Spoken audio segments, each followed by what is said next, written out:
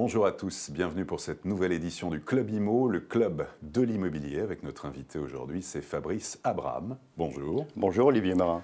Vous êtes le directeur général du réseau Guy Hockey et vous publiez aujourd'hui une grande étude sur les primo-accédants, c'est-à-dire ceux qui souhaitent ou vont devenir propriétaires de leur maison, de leur appartement. Alors ces primo-accédants sont-ils de retour sur le marché et qui sont-ils ? Le bilan du marché immobilier dans l'ancien, tel qu'il résulte de notre analyse du premier trimestre chez Guy Hockey, nous montre incontestablement des signes de reprise. Parmi ces signes, nous constatons le retour des primo-accédants. Et pour comprendre si ce mouvement était éphémère ou s'il s'agissait d'une tendance lourde, nous avons élargi, si je puis dire, le spectre d'observation des seuls clients du réseau Guy Hockey pour demander à l'Institut de sondage CSA de réaliser une enquête auprès de ces primo-accédants, c'est-à-dire de ces Français qui achètent pour la première fois, sur une tranche d'âge 18-40 ans, qui correspond à l'âge moyen d'acquisition en France, qui est de 33 ans. Alors, qui sont-ils ? Il y a des révélations, c'est-à-dire que nous découvrons que le premier achat est plus fréquent sur des communes rurales, c'est-à-dire sur des petites villes de moins de 2000 habitants. 1 sur 3 achètera sur ces petites villes, 1 sur 2 achètera pour la première fois sur des villes de moins de 20 000 habitants. C'est aussi un achat de famille, c'est d'ailleurs le premier facteur déterminant puisque 80% des primo-accédants sont des couples avec enfants. A contrario, seulement 3% des familles monoparentales achètent. En matière d'apport personnel, où en est-on exactement aujourd'hui ? Est-ce qu'il y a...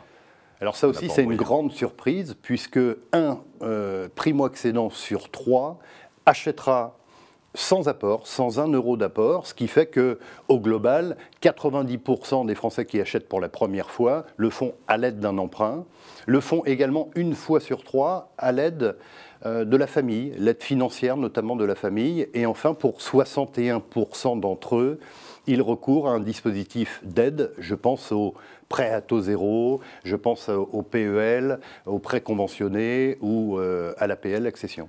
Est-ce que cette étude, en fait, tord le cou à une idée reçue, qui sont que les banques resserrent les conditions d'octroi des crédits et notamment ne prêtent qu'à ceux qui ont un apport personnel important ou qui sont plus riches, on va dire ? C'est vrai que sur les conditions d'octroi, les conditions d'emprunt, nous entendons tout et son contraire.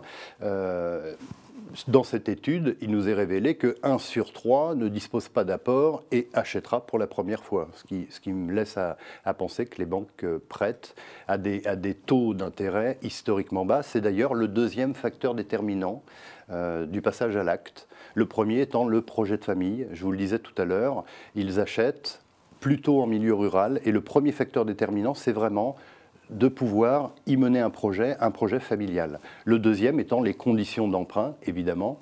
Le troisième étant de disposer d'une épargne ou de revenus suffisants pour acheter en France.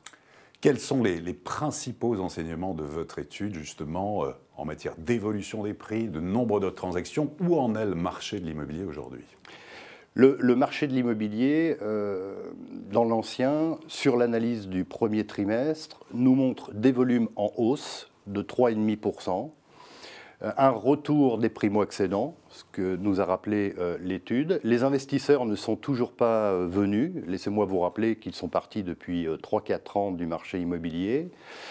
Nous observons une évolution de la demande d'acquisition, c'est-à-dire plus d'acquéreurs, plus de Français pour s'intéresser à la pierre, et dans le même temps, ce plus grand nombre d'acquéreurs qui viennent à la pierre visitent plus souvent. Nous observons une augmentation de 30% du nombre de visites. C'est-à-dire que ça traduit un comportement d'acquéreur qui prend son temps. L'acquéreur sait qu'il a repris le pouvoir sur ce marché. Il a repris le pouvoir par une baisse des prix depuis 4 ans, depuis 4 années consécutives, par une baisse des taux, et puis il dispose d'un stock de biens à vendre comme il n'a jamais eu. Donc l'acquéreur à la main, il la conserve.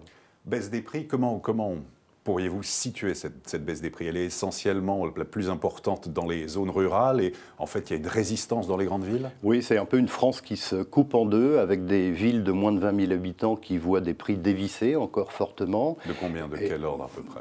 Ça peut atteindre moins 5%, c'est moins 5% en moyenne, mais sur certaines villes très rurales qui ne sont pas desservies par les transports publics ou par les services publics tout simplement, on observe des baisses jusqu'à moins 10%. A contrario, nous observons des villes qui tiennent encore la cote, comme c'est le cas de Bordeaux par exemple, Nantes, où on a encore des prix en évolution. Qu'est-ce qui permettrait, selon vous, de fluidifier véritablement le marché? Les délais de vente s'allongent encore. Ça, c'est l'analyse du premier trimestre. Nous voyons des délais de vente encore assez longs. 75 jours sur Paris, là où ils étaient il y a encore 2 ans de 45-50 jours. C'était le délai d'écoulement moyen sur Paris. En France, nous frôlons les 100 jours pour vendre un bien. Ce nombre de jours qui augmente pour vendre un bien, entre le mandat de vente et le compromis de vente, est dû à 2 facteurs. C'est le comportement de l'acquéreur qui prend son temps avant d'acheter. Il a raison. Et il a complètement raison. Et c'est le comportement du vendeur également, dont l'inflexion de ses prétentions financières ne rejoint pas toujours la réalité des prix de l'immobilier. C'est un vendeur plus raisonnable, plus pragmatique? Il l'est. Il constate depuis 3 ans que les prix ont baissé. À propos de Paris, vous évoquiez Paris, il va y avoir en fait l'encadrement des loyers bientôt dans la capitale.